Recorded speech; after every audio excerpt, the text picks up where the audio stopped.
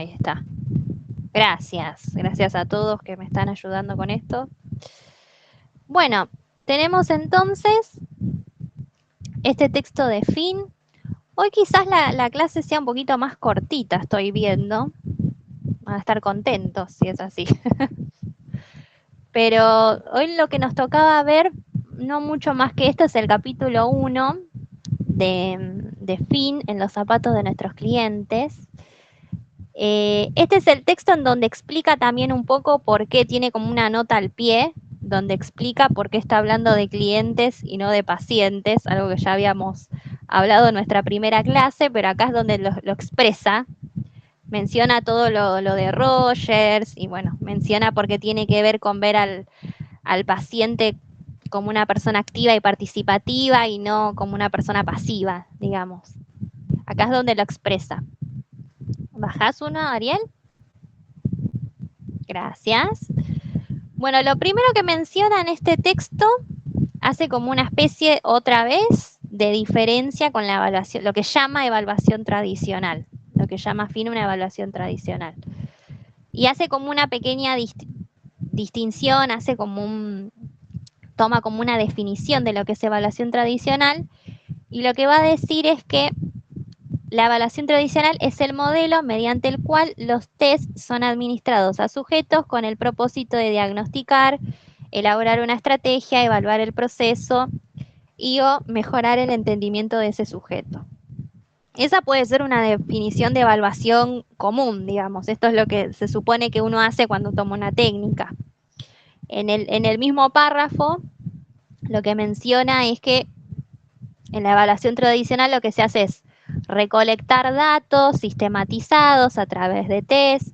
Luego esos datos es como que se comparan a través de normas, va a decir, normas nomotéticas, va a decir que son los baremos. Cuando dice normas nomotéticas se refiere a baremos, para poder tener una especie de pantallazo de cómo está ese paciente y para poder tomar decisiones a partir de eso, para poder definir alguna cuestión diagnóstica o para poder ir observando cómo es su tratamiento o observando cómo va a ser su pronóstico a futuro. Eso es lo que él menciona que ocurre en la evaluación tradicional. Bajamos una más. Después lo que menciona hace como una especie de recorrido explicando cómo llega él a la noción de evaluación colaborativa y terapéutica.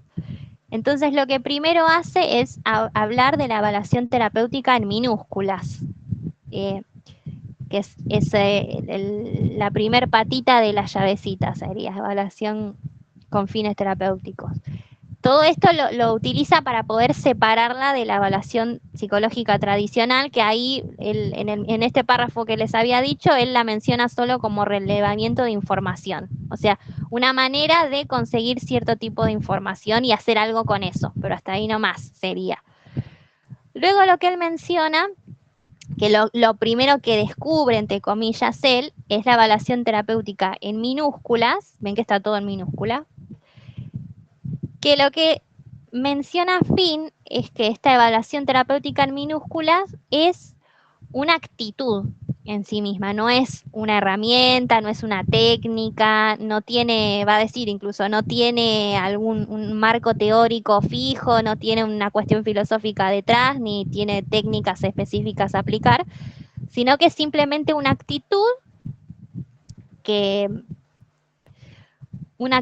posee el psicólogo o el evaluador ante la evaluación en general. Esta actitud lo que él dice es que más allá de recolectar datos y hacer algo con esos datos que uno recolectó, lo que se busca es que el paciente salga de esa evaluación teniendo una experiencia positiva y que junto con esa experiencia positiva le ocurran cambios a esa persona, digamos. Esta actitud, si se quiere, esta predisposición, esta manera de ver a la evaluación, es lo primero que él descubre, ¿no? Que además de poder conseguir esta información, como él hizo la definición recién que leímos, donde él explicó lo que era la evaluación ahí, acá lo que ocurre es que se busca, además de eso, que la persona la pase bien, entre comillas, y que encima tenga cambios con respecto a sí mismo. Lo primero que él descubre es esto, es una actitud. Luego va a hablar, va a dar como un pasito más y habla de lo que es la evaluación colaborativa. Y menciona a Fisher, que ya la conocemos, ya tenemos un texto de Fisher nosotros. En evaluación colaborativa lo que va a decir es que lo que se agrega, además de esta actitud, es que ya se empieza a pensar al paciente de manera distinta. Lo que va a decir es que lo que se busca es que además de esta experiencia positiva y esto que veníamos diciendo, se busca que el paciente se sienta parte y colabore del proceso de evaluación. No solo que forme parte de que está ahí es la persona a la que yo la voy a evaluar, sino que se sienta parte de la elaboración de objetivos, de la búsqueda de estos significados que le va a agregar a las cosas, a las técnicas en específico y posteriormente al análisis de eso. Que forme parte y que sienta parte de todo el proceso de evaluación y que esto sea colaborativo, que sea un ida y vuelta entre el psicólogo y el paciente.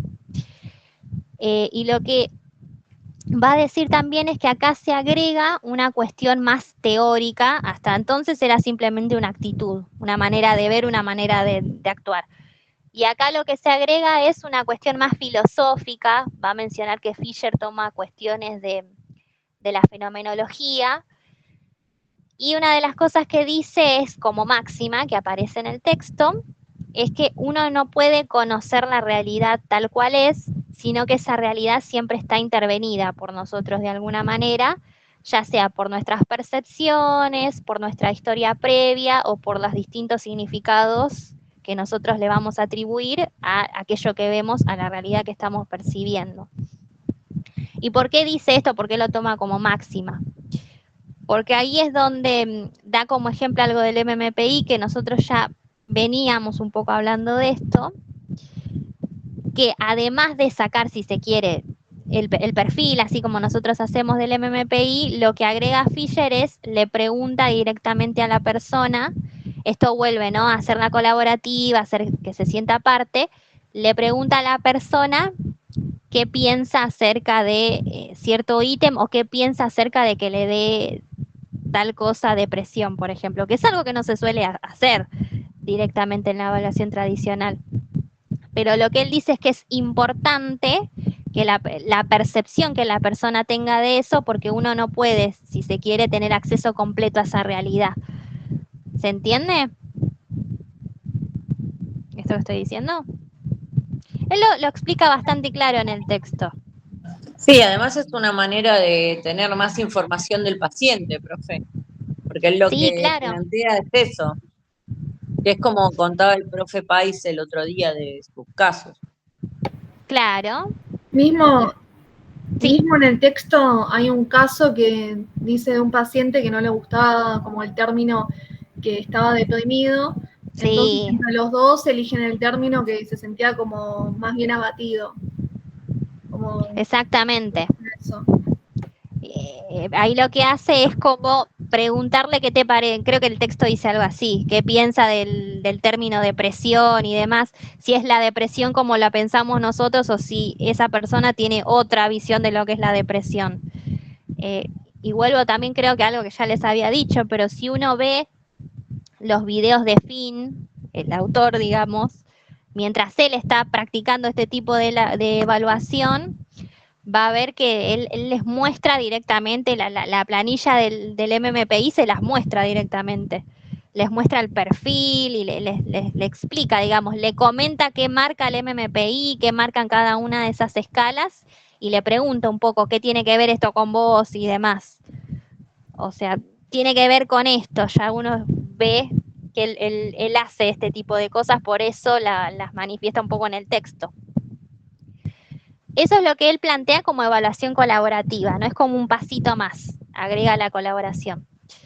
Y luego menciona lo de la evaluación terapéutica, que esta evaluación terapéutica la menciona como un enfoque de evaluación semiestructurado con ciertas bases o con ciertos tintes de psicología humanística, que es lo que trae Fisher, ¿no?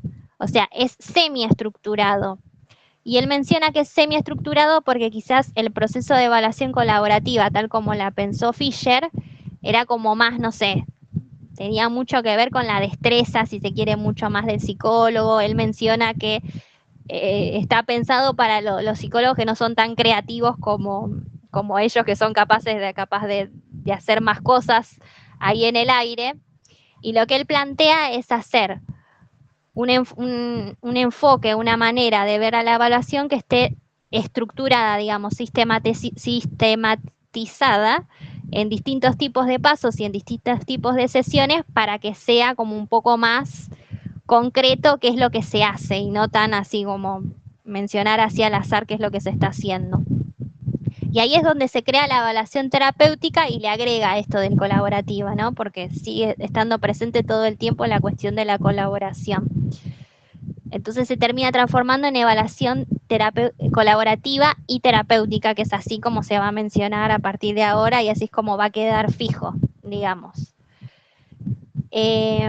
Entonces, como es semiestructurada, lo va a pensar en una serie de pasos, que ustedes seguramente ya lo leyeron, ya lo tienen ahí.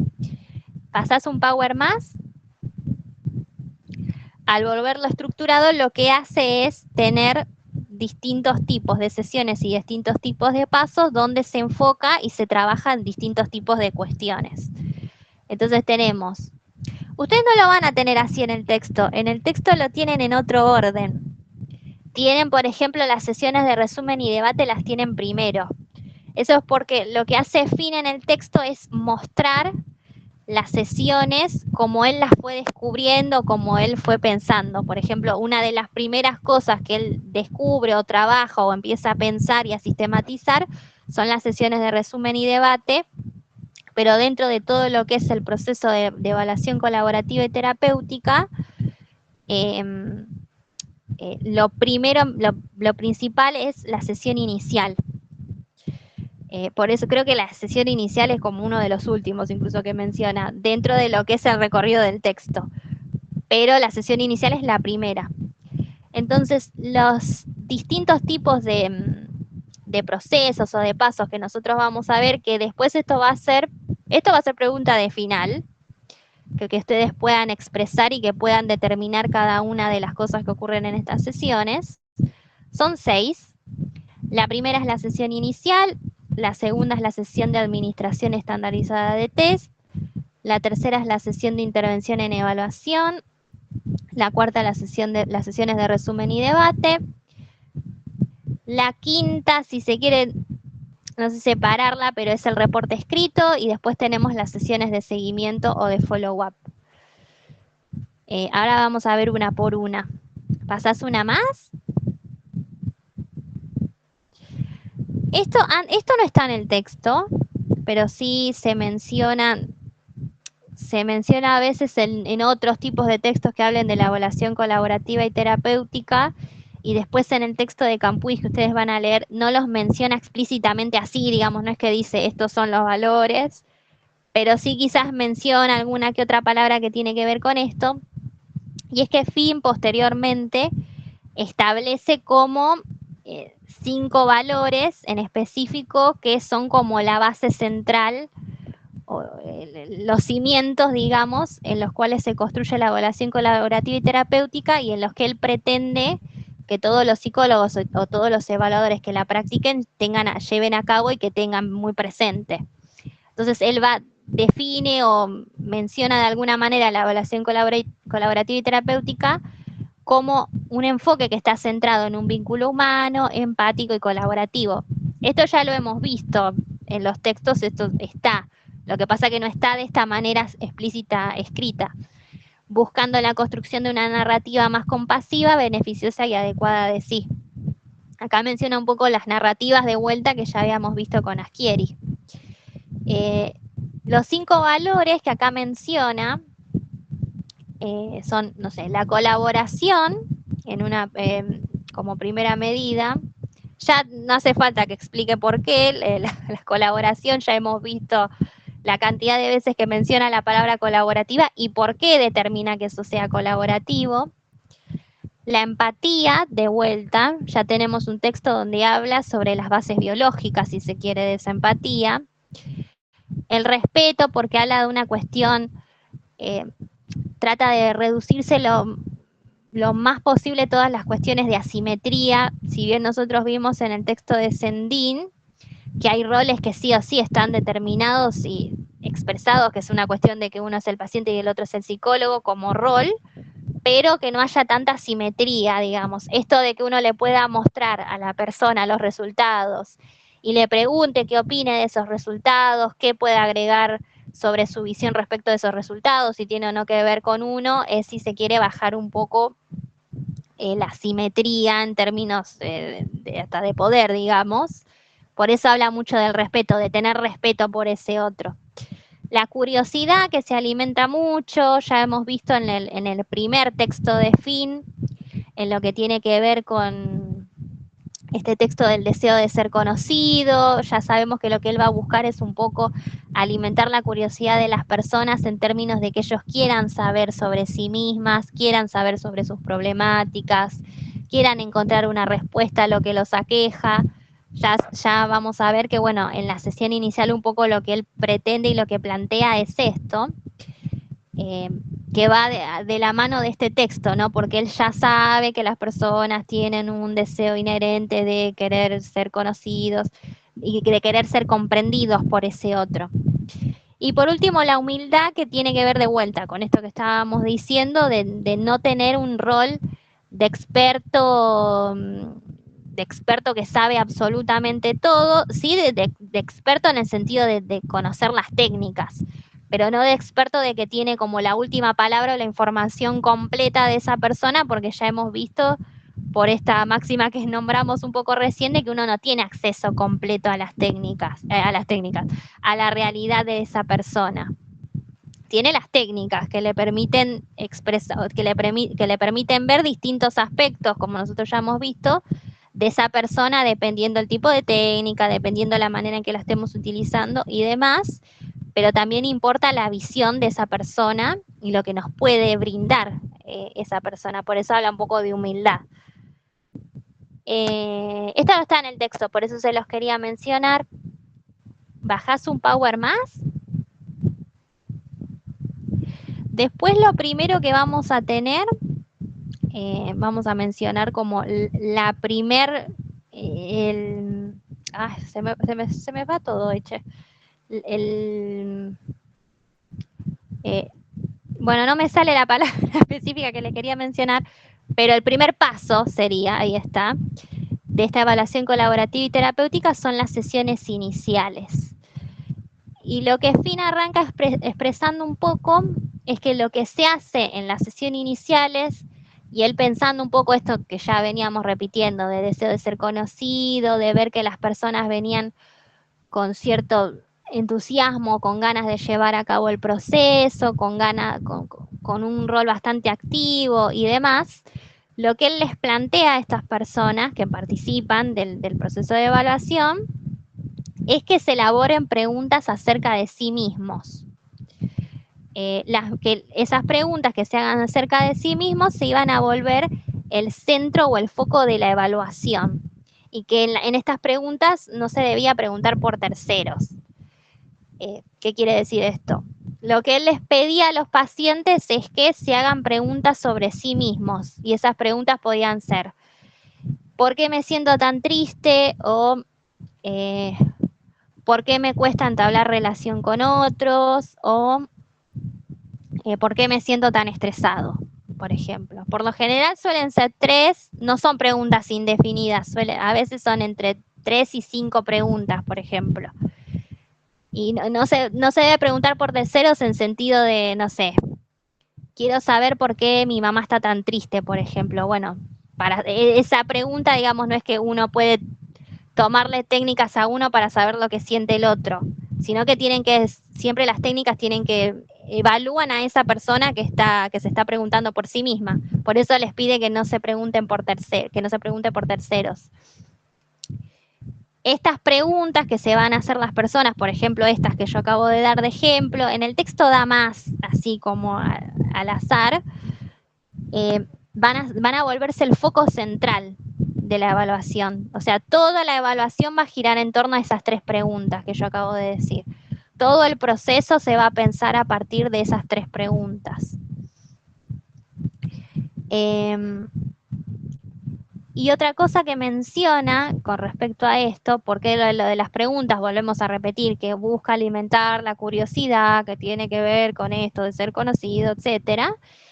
Y hace como una especie de metáfora con respecto a esto y habla de ayudar a estos pacientes a que se paren en una especie de plataforma de observación.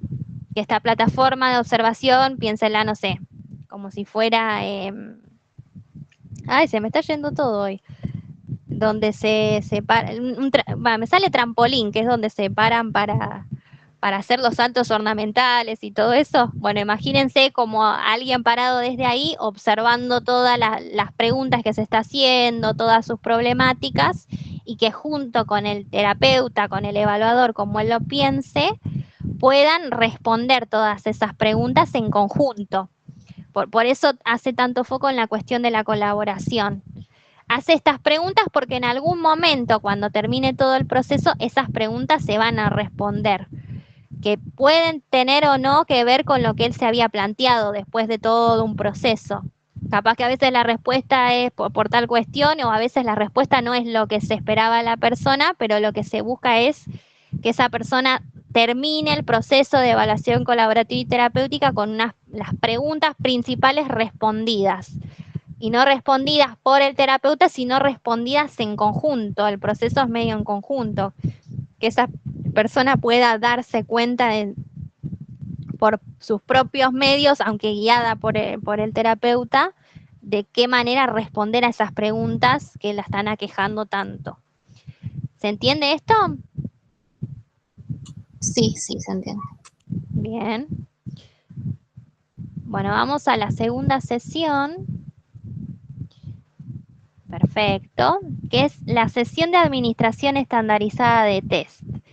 Este es el proceso de tomar test como uno lo piensa. No es algo muy distinto a eso, no es ninguna otra cuestión nueva. Acá simplemente administrar las técnicas como uno las pensó. Y lo que se hace es armar una batería. Ahí en el texto lo que menciona es que no hay una batería predeterminada. A veces en lo que es el área forense, a veces sí vienen algunas baterías predeterminadas o vienen como sugerencias de técnicas ante determinadas cosas. En clínica en general no hay, uno elige. Ya esto de paso lo volvemos a repetir y lo volvemos a repasar. Las baterías ya sabemos que son multimétodo, que son multimétodo y que tienen que tener validez incremental. Después también tenemos que tener el tema de las multifuentes. Esto ya se acuerdan, ya lo repetimos, no los quiero cansar con repetir siempre lo mismo, pero está bueno siempre repasarlo. La manera de tomar técnicas es la misma, se tiene que siempre respetar las consignas, se respeta la manera en que se toma, vieron que cada técnica tiene su consigna, el DFH tenía algo para responder que siempre se tenía que respetar, el Bender tiene una manera determinada, ¿se acuerdan de tomarlo? Con una manera determinada de poner la hoja, de poner las láminas al lado. El Rorschach tiene una manera de tomarse, el MMPI tiene otra manera de tomarse, el WISE o el WISC tenemos los cuadernillos que sirven, que hay que leerlos y demás, que vieron que tenemos los tiempos para esperar, que ciertas reglas cuando se equivocan, todo eso se respeta a rajatabla. Lo único que cambia, que es interesante lo que menciona, es el orden en que se van a tomar esas técnicas. No es que yo voy a arrancar con un MMPI, por ejemplo. Y lo que va a decir es que el orden de la administración de estas técnicas depende de la validez de facies y de las preguntas de evaluación. Es decir, que depende de la validez aparente. ¿Qué quiere decir validez aparente? Que vayan un poco, que la primera técnica que uno le tome a esa persona tenga que ver con lo más conocido, lo más familiar para esa persona o con esas preguntas que se está haciendo respecto de sí mismo. Por ejemplo, en el texto tiene varios ejemplos interesantes. Una de las preguntas es esto del TDAH que se hace, ¿no? Entonces lo primero que se le toma, bueno, es un test que evalúe eso, que no sé, una escala que evalúe TDAH, luego se hace unas técnicas que evalúen atención, concentración, porque tiene que ver con eso, y mucho después el MMPI 2 y el Rorschach, que es lo más alejado quizás de la validez aparente, es lo más alejado de lo que él piensa de sí mismo. Otro ejemplo, ese es el ejemplo del texto, pero otro ejemplo, por ejemplo, lo que yo les dije recién de por qué estoy tan estresada, ¿no? Esa es mi pregunta. Entonces lo que tiene que hacer el evaluador es, en primera medida, y a veces no necesariamente va a sacar mucha información de eso, sino que es más para establecer, si se quiere, un rapport con esa persona, me va a tomar una escala de estrés, que hay un montón de inventarios de estrés, que es como lo más parecido a lo que yo conozco y a lo que yo sé de sí misma, y además se acerca con la pregunta que yo estoy, no está tomando un test cualquiera, me está tomando algo que tiene que ver con lo que yo quiero saber de sí misma. Esto lo hace por todo esto que mencionamos antes, de hacer sentir a la persona que uno la está comprendiendo, la está entendiendo, no es que le está tomando cualquier cosa, sino que está tomando algo que tiene que ver con su problemática, con su pregunta, y que está interesado en saber o de buscar la respuesta a esa pregunta. Entonces, por eso empieza con esta técnica, que es un inventario de estrés. Después, lo próximo que puede tomar es, no sé, a partir de ahí puede tomar un MMPI, pero siempre como, en el texto da un ejemplo de cómo hace como para linkear el MMPI de alguna manera con sus preguntas, que no se vea algo como muy lejano. A medida que las técnicas se van alejando un poquito más de la validez de fases, es un poquito más complicado también explicar los objetivos o por qué están ahí, pero si se va armando este rapport, si primero se presentan técnicas que más tienen que ver con esa persona y demás, es como que la persona va teniendo más confianza y bueno, va confiando también más en las técnicas que le presente el psicólogo, ¿no? Entonces, primero lo que se hace, el orden de la administración de las técnicas tiene que ver con esta validez de facies, desde lo más conocido a lo menos conocido. Que esto es algo que después también se va a repetir en las fases que vamos a ver más adelante. Pero después menciona, y esto no es una fase, no aparece como una fase en sí misma, está la sesión estandarizada de test. Primero se toma todo, ya tenemos todas las técnicas tomadas.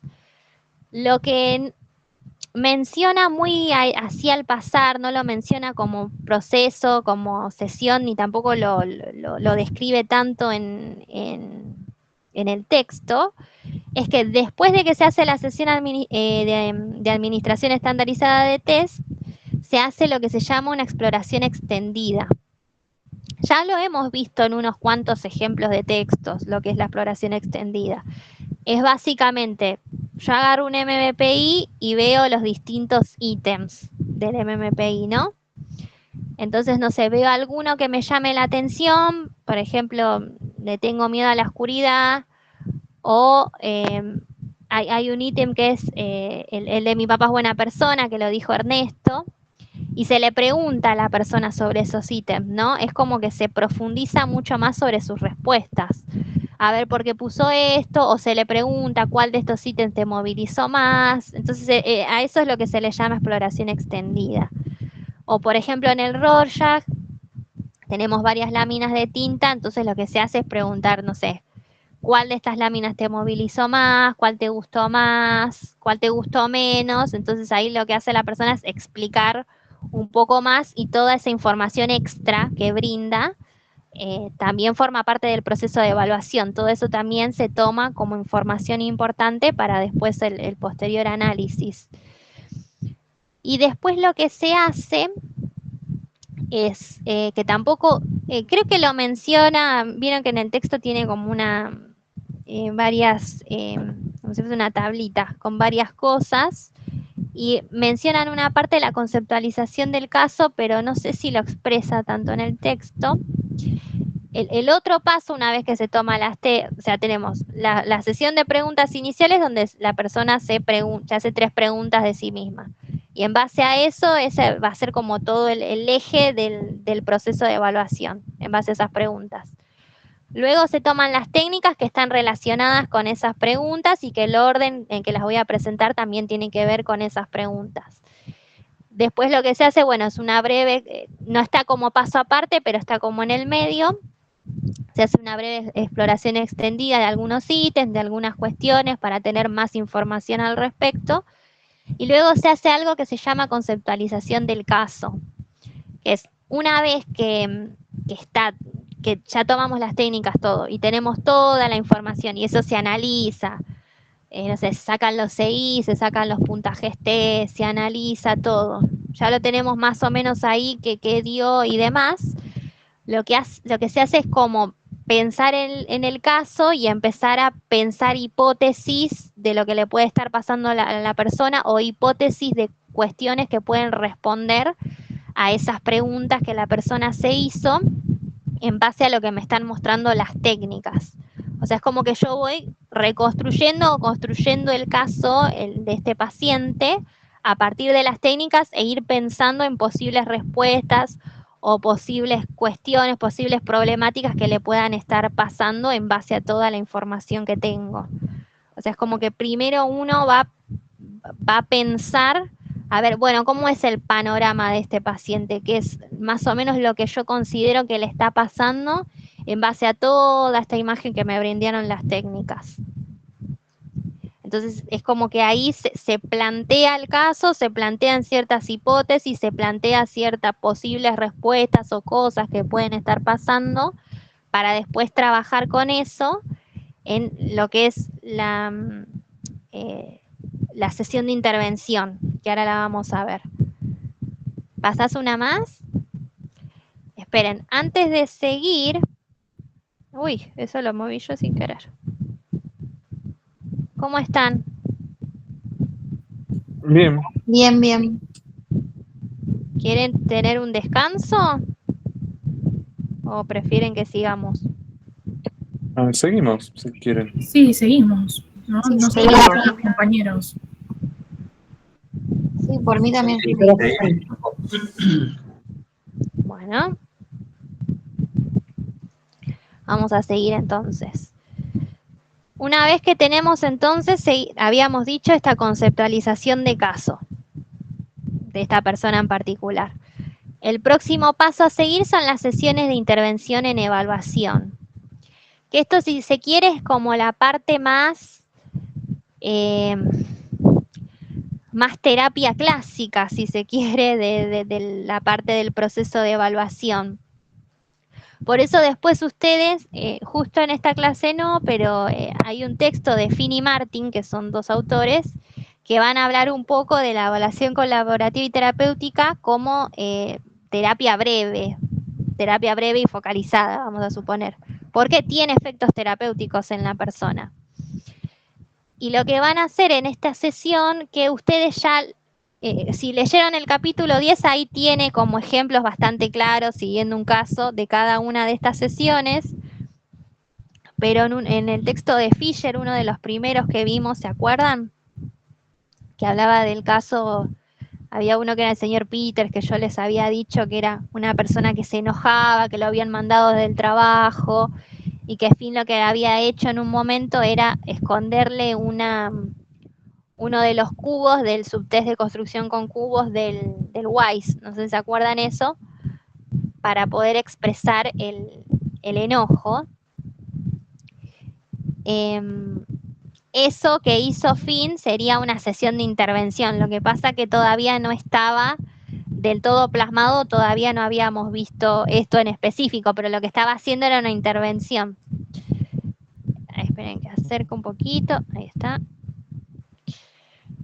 Entonces, ¿qué es lo que se hace en estas sesiones de intervención? Una vez que ya se hizo la conceptualización del caso y ya se pensó, ya más o menos se tiene una idea de lo que puede estar pasando. Ahora hay que llevarla a cabo o plantearla con el paciente. Entonces lo que ustedes van a encontrar en el texto, lo que dice que Finke es evocar las problemáticas que ya había traído el paciente en sí mismo, junto con sus correspondientes estados emocionales que le traigan esas problemáticas, que son el foco de esa evaluación en sí misma, que ya venía comentándola, o sea, los problemas que trae con las preguntas, digamos. Lo que se busca es evocar esas problemáticas, evocar esas emociones en terapia para poder orientar o poder explorar un poco más esas situaciones en específico y ayudar al paciente a poder transitarlas o experimentarlas de una mejor manera. ¿Qué es lo que hacía con el señor Peters? Vieron que lo que básicamente estaba haciendo Finn era hacer que se enoje, porque él no reconocía este enojo. Entonces, de esa manera, él utiliza una técnica que es el WISE, que nada que ver, no es que le iba a evaluar la inteligencia, sino lo que quería hacer era que se enoje, y de esa manera trajo el enojo para poder hacerle ver el enojo y trabajar con ese enojo que le estaba ocurriendo. Y la manera de hacer intervenciones es bastante variada, puede ser así de creativo como Finn, a veces pueden ser, no sé, intervenciones clásicas de terapia, o a veces con alguna otra técnica. Es medio complicado al inicio porque es como pensar alguna manera de que esta persona pueda como vivir en ese momento esa problemática. Y lo que busca a fin de cuentas es que puedan construir en conjunto una nueva narrativa. Vieron que ya estuvimos repitiendo un montón la cuestión de la narrativa, pero lo que se busca es que precisamente esto en conjunto puedan construir una nueva narrativa, una nueva manera de verse a sí mismo, y de ver, al cambiar la manera de verse a sí mismo, también cambiar la manera en que se vean los otros y la realidad, etcétera. Y una de las cosas interesantes que lo mencionó Ernesto la vez pasada hacia el pasar, pero todavía no lo habíamos visto en sí mismo, es que Finn después va a decir que las técnicas son amplificadoras de la empatía. ¿Y por qué va a decir esto? Y tiene que ver un poco con el nombre, esto de los zapatos de nuestros clientes es el nombre del libro, ¿no? Porque lo menciona así. Lo que él va a decir es que toda la información que me brinden las técnicas, ya sea el MMPI, ya sea un Rorschach, ya sea el DFH, ya sea cualquier técnica, lo que me permite a mí, ya habíamos dicho, es tener noción de cómo es la vida de ese paciente en distintos aspectos, la vida más consciente, la vida más inconsciente, más lo que tiene que ver con las cosas que le pasan ante situaciones de estrés, de ver cómo son cuestiones de su desarrollo, si pensamos en la inteligencia o lo visomotor, me permiten a mí tener una información más completa de cómo es la vida de esa persona, y me permite a mí imaginar cómo respondería esa persona ante tal situación, o me permite a mí también entender por qué esa persona responde como responde ante alguna problemática que le esté pasando, por ejemplo, ¿no? Por eso él va a mencionar que las técnicas son amplificadores de la empatía, porque me permiten a mí, con toda esa información, saber mucho más de esa persona y ponerme en los zapatos del cliente, como dice el título del texto, como dice el título del libro. Entonces, lo que hace es pensar que no solo tengo información de las técnicas en general, de lo que yo tengo que hacer, bueno, para cumplir los objetivos mismos de la evaluación, sino que yo tengo una manera de entender tengo una manera de entender la forma en que esa persona se va a manejar en la vida en general, digamos. Yo puedo entenderla mucho más de lo que me está diciendo. No sé si se entiende eso. Finn lo explica brevemente en este apartado. Y me parece como muy interesante esa visión. No sé si ustedes lo vieron, lo entendieron de esa manera o no se acuerdan. Hola, ¿están ahí? Pensarlo siempre en ese contexto, de esa persona en particular, con toda su problemática, ¿no? Pensar el problema, pero desde su visión. Por eso dice desde sus zapatos, ¿no es cierto? Claro, lo que dice es que las técnicas me permiten entender cómo vive, básicamente. Me permiten entender mucho más y me permiten entender ese problema. Y permiten entender por qué se responde así. Ahí Por va la ejemplo, profe también de la parte de la psicología existencialista, ¿puede ser? ¿O me sale mal el nombre? ¿humanista? Humanista, sí. Sí, Como trae un entender el montón de entorno eso. también de la persona y dónde, digamos, cómo está. Sí, trae mucho. Ya en este texto había mencionado un poco de lo de Carl Rogers y demás, esas cosas ya las trae de por sí, pero es interesante que vea las técnicas de esta manera, porque quizás uno es como, bueno, hago las técnicas, saco esta información y ya está, pero verla de esta manera muestra que sirve como herramienta terapéutica, que por lo general no se suele ver mucho como herramienta terapéutica. Claro, generalmente se toman los resultados como una evaluación de puntuación y no tienen esto de la colaboración directa con el paciente, que le preguntás, che, ¿vos qué pensás de esto? Como dice el texto, que le pide que elabore las preguntas. Ahora mi pregunta es, ¿esto existe en la realidad o solo está en los textos?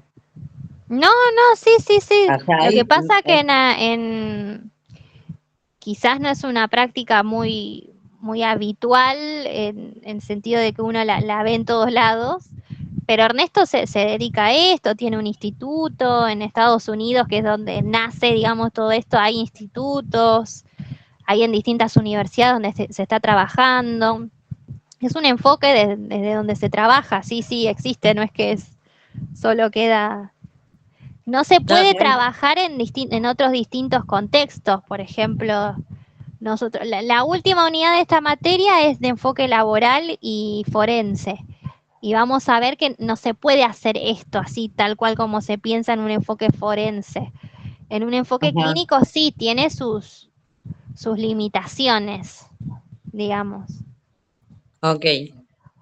No, Pero pero sí yo se puede pensaba aplicar. eso, porque también es como una herramienta para, no sé, para la clínica básica, sin los test, esto de preguntar, de hacer una devolución y preguntar qué piensa, parece que está piola como herramienta de trabajo. Sí, y es interesante porque lo aleja un poco más del proceso de evaluación más típico que uno piensa, que no. Acá igual no se da tanto de que sea todo más alejado capaz, pero bueno, a nosotros en técnica, cuando ustedes tuvieron que hacer el trabajo, no pudieron hacer todas estas cosas. Entonces está bueno como pensar mejor el proceso de evaluación en sí mismo. Bueno, a ver, pasamos a la que sigue. Una vez que ya se hace este proceso de hacer esta sesión de intervención en donde se supone que ahí trabajamos, porque ¿qué pasa? Cuando se hace esta evocación de todas esas problemáticas y todas esas emociones, se trabaja con eso, digamos, ahí sería como una terapia común, se trabaja con todo eso que está pasando, de ver de qué manera se puede unir con esas preguntas que se hicieron, si alguna hipótesis que uno saca tiene que ver o la persona dice que no. Por ejemplo, no sé, a la pregunta de por qué estoy tan estresada, ¿no? Vamos a suponer. Y después, no sé, algo de las técnicas mencionan un poco que tiene que ver quizás con un trastorno de ansiedad y que la ansiedad es lo que a mí me causa que todo me genere este estrés, por ejemplo, ¿no? Bueno, en estas sesiones de intervenciones trabajar un poco con eso, con esa hipótesis que yo estoy trabajando y ver cómo lo toma la persona y demás. Ahí es donde, si se quiere, está lo más rico del cambio terapéutico. Ahí es donde se trabaja eso, lo más potente, digamos. Y el siguiente paso que menciona un poco fin es las sesiones de resumen y debate, que son, miren que yo les dije que lo que hace fin es mostrarle a la persona las planillas del MMPI para que vea y para que dé su opinión. Lo que hace es mostrarle en general todo lo que dieron las técnicas, ¿no? Y seguir esto que se hace en la sesión de intervención se sigue trabajando acá en el resumen y debate. Y acá vuelve a mencionar esto de cómo ordenamos la información. Ya habíamos dicho que las técnicas no se toman así al azar o por la que quisiéramos nosotras, sino que, uy, ¿qué pasó? Tiene que primero tomarse aquellas que van más con la validez de facies o la validez aparente. Y en este caso lo que va a decir es que hay que ordenar la información que uno tiene, que le va a presentar a esa persona, de manera que resulte beneficiosa y útil. Y de vuelta, no se inicia de cualquier manera, sino que hay que tener en cuenta los distintos niveles de información que tiene distintos tipos de complejidad cada uno. Entonces, lo que va a decir es, cuando yo le estoy presentando los resultados, o esto por ejemplo, esto que yo dije de la ansiedad, lo trabajamos de alguna manera en sesión de intervención, pero no se le dijo directamente a la persona, che, esto tiene que ver con vos. Se le va a presentar acá, aquí, capaz un poco esto, lo que uno estuvo pensando. Y no es que se le presenta así de sopetón, sino lo que se le va a hacer es, depende de los distintos niveles de información, es como se le va a ir presentando la información a la persona.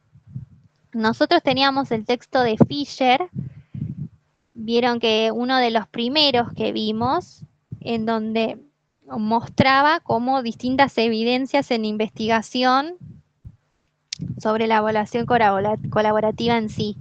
Y una de las cosas que decía era que es mejor siempre dar la información de manera gradual. No sé si se acuerdan de esto. Que sí, que era había mucho... como unos niveles, o sea, sí, mostrarle al principio como lo que él percibe, parte de sí, ya en el segundo nivel hay algunas cosas que puede tener cierta dificultad y la tercera, esa ya se mostraría al final, ¿no? Con una carta o de otra manera. exactamente. Esto de los niveles que un poquito ya Fisher había dicho, y acá es donde lo expresa específicamente, va a decir que hay que brindar la información de esas técnicas en orden a estos niveles. El nivel número 1 son aquellos aspectos que tienen que ver con la persona, que son acordes a sí mismo y que forman parte fuertemente de este esquema que ya se haya elaborado sobre sí mismo la persona. Aquella información que no la va a movilizar mucho. En el texto creo que da un ejemplo de una escala del MMPI, pero no sé, por ejemplo esto que yo dije del estrés, ¿no? Quizás este instrumento que habíamos mencionado hace poquito, de esto de un instrumento que evalúe el estrés así al azar, solamente para mostrar que estamos eligiendo un test que tiene que ver con la validez de facies y demás. Bueno, si la persona ya sabe que está estresada, decirle, bueno, che, sí, este instrumento dice que estás estresada. Eso tiene que ver algo acorde con sí mismo y no... Es como, si se quiere, genera un buen rapport, tiene que ver con algo que sí ya sé, entonces no causa tanto conflicto. Después viene todo lo que es nivel 2, que son todos aquellos aspectos que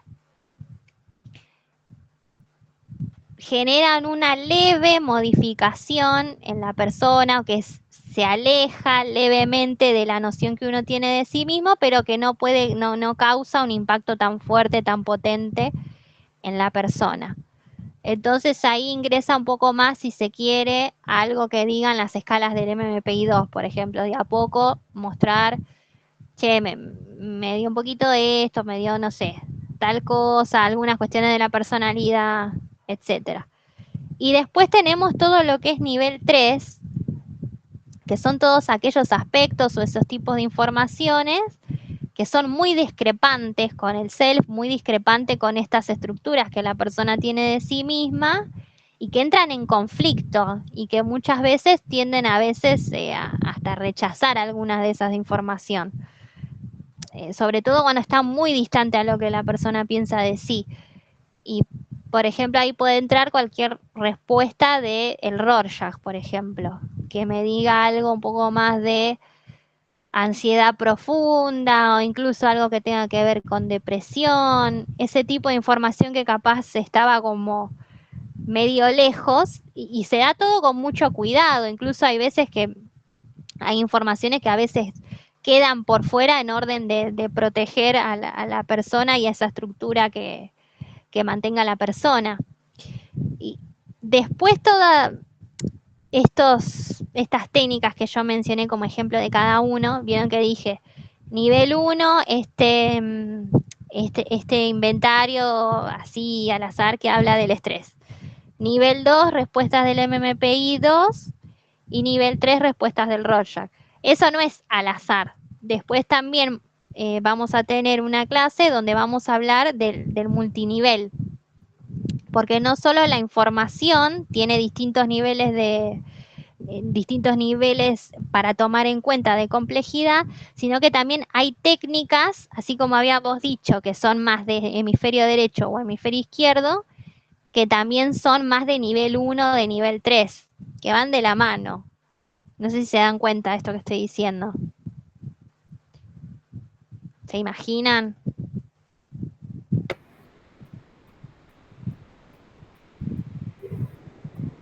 ¿Se entiende esto que estoy diciendo?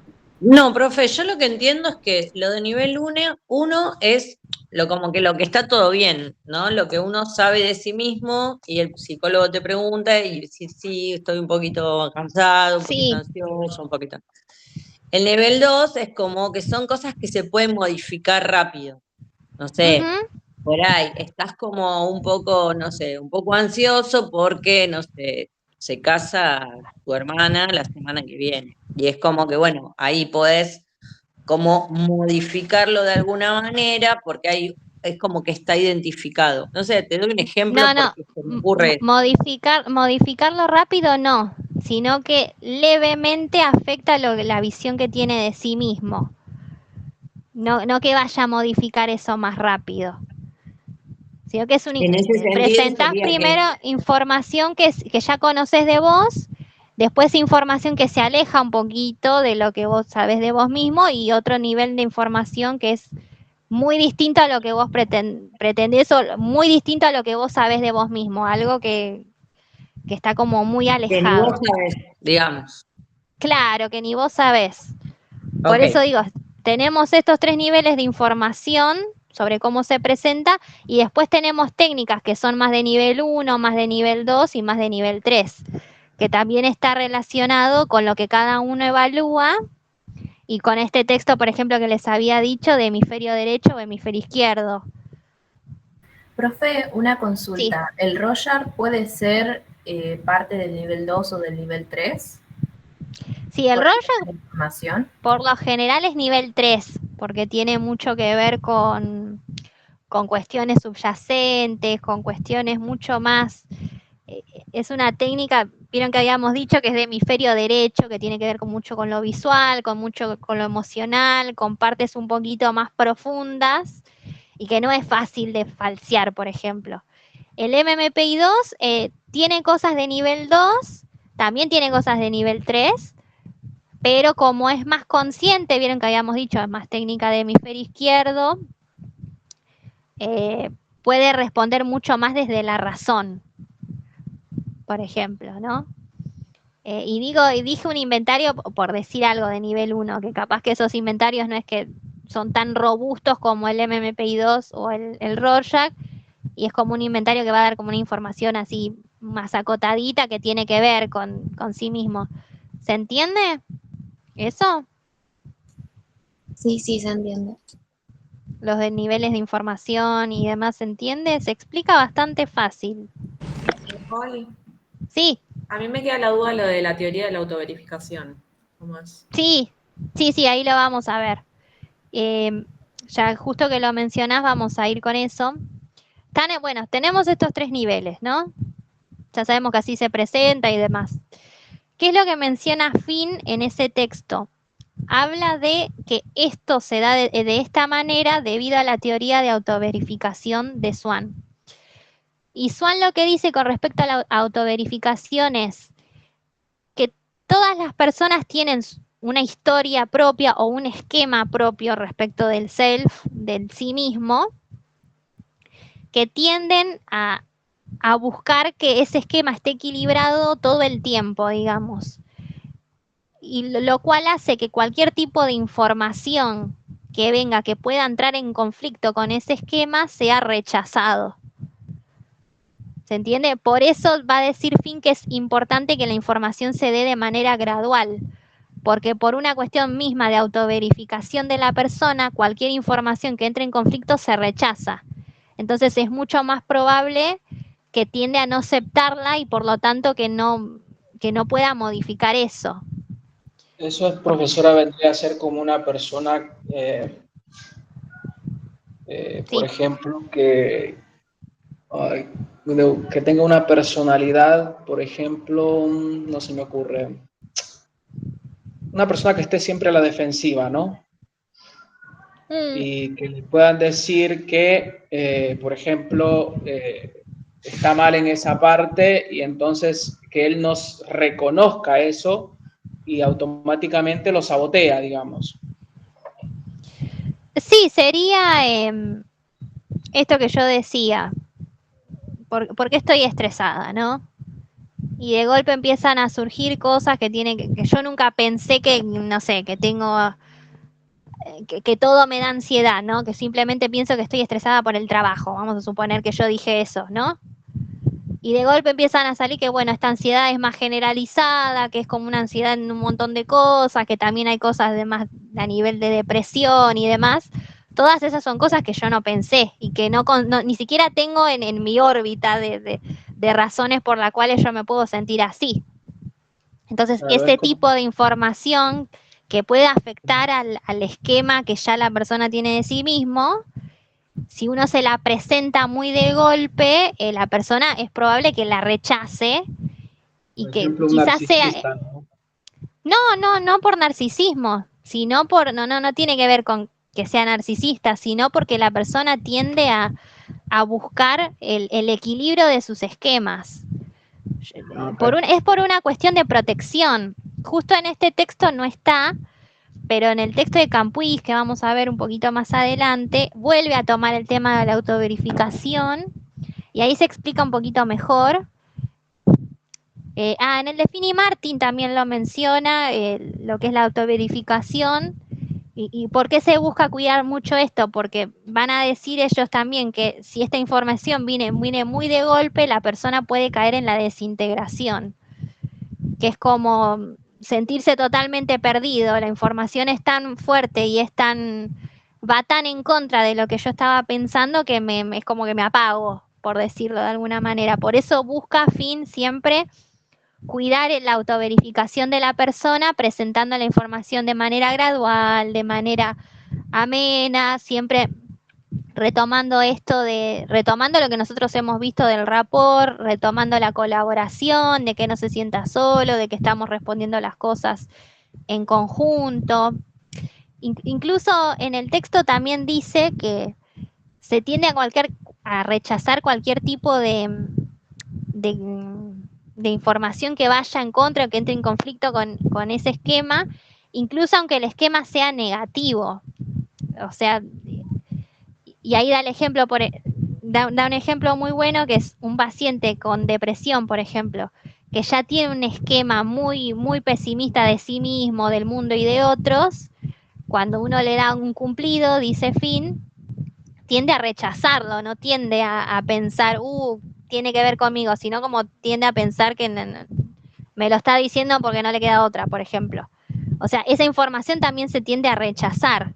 Entonces, por eso va a decir Finn que hay que tener cuidado con la manera en la que se está transmitiendo la información. Esto ustedes piénsenlo en general, no solo para la evaluación. Podemos pensarlo también para la terapia misma. Vieron que hay que tener como cierto cuidado en qué tipo de información se le está dando para evitar esto, que la persona caiga en la desintegración. ¿Se entiende un poco ahora lo de la autoverificación? Sí, profe. Sí, profe. No me acuerdo quién me había preguntado. Sí, pero ya quedó claro. Ahí está. Otra cosa que menciona también que tiene que ver con lo que ya veníamos hablando de Fisher, es una investigación de Hanson, que la investigación básicamente lo que dice es que los resultados o la manera que yo tengo de expresar la información es mucho mejor si es en conjunto y si es de manera interactiva a que sea unilateral. O sea, si yo estoy como diciéndole así la información de una yo sola y el otro está como recibiendo esa información, no tiene quizás tanto potencial como sí puede tener que nosotros vayamos en conjunto hablando.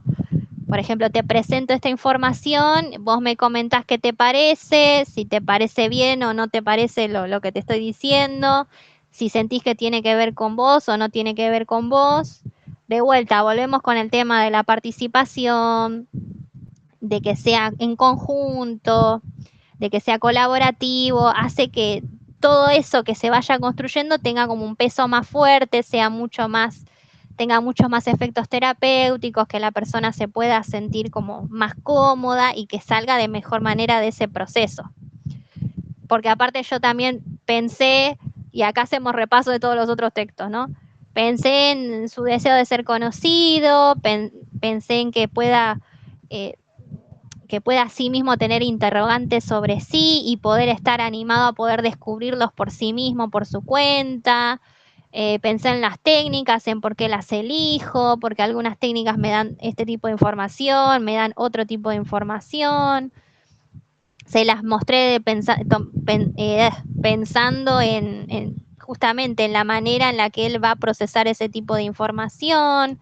Luego, cuando tuvimos una sesión de intervención, trabajamos ciertas cosas de manera que no sea tan obvia, digamos, que esa misma persona pueda procesarlas, pueda trabajarlas en conjunto, y al final, bueno, le presenté esa información tomando en cuenta todas estas cosas que nosotros venimos viendo. Lo que hacen los otros textos un poco es dar como una justificación de por qué se hace lo que se está haciendo.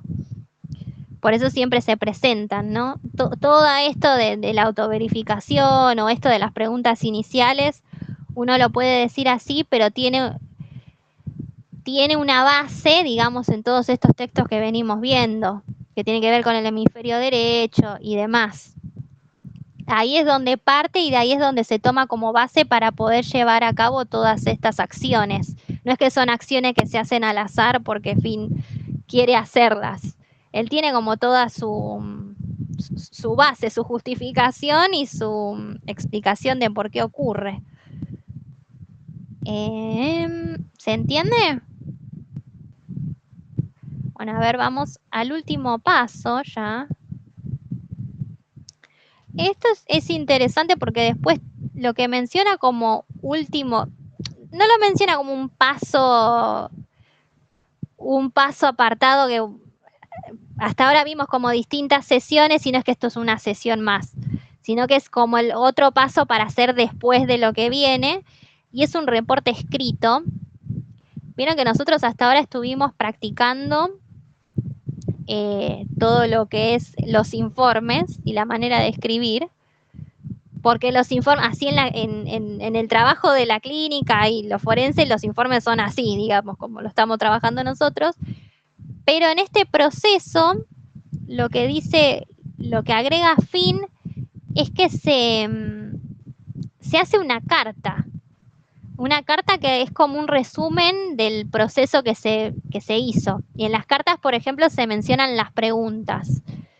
No sé si en el capítulo 10, no me acuerdo. Los que lo hayan leído me pueden decir. Profe, está apartado, está en complementario, en la carta de Finn. Ah, está en complementario. Mira, no lo había visto. Sí, en la misma unidad, pero en la parte complementaria. ¿Pero lo pudieron leer? Sí. Sí, está muy buena. Cómo integra toda la información está muy bien hecho. Está todo esto, pero en un caso, digamos. No me acuerdo si en ese texto aparece una carta, aparece un ejemplo de carta. Es una carta del paciente directamente. Sí, Pero en el texto lo aparece como ejemplo o no aparece. No, creo que no. ¿No aparece? Solo menciona la carta. Ah, ok. Porque lo que se hace en la carta es, no sé, escribirle y se usa lenguaje coloquial, no es que es tan formal.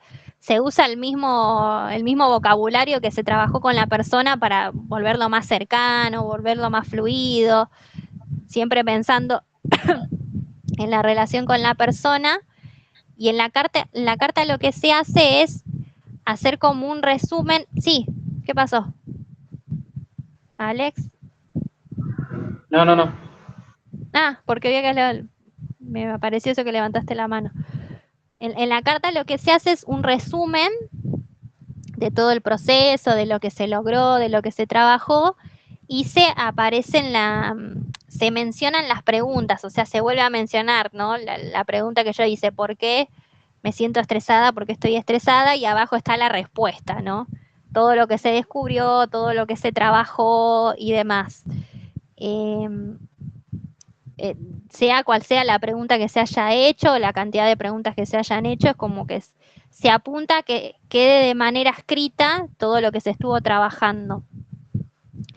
Y en este texto creo que no lo menciona, pero cuando se trabaja con niños, lo que se hace es escribir una fábula.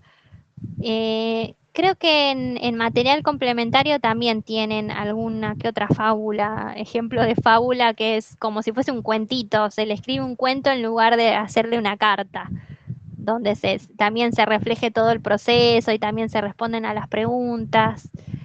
Después vamos a ver, el martes que viene vamos a tener un caso, que es el caso David Niños, no para que ustedes lo hagan, sino para que lo veamos todos en conjunto, de cómo se trabaja esto con niños.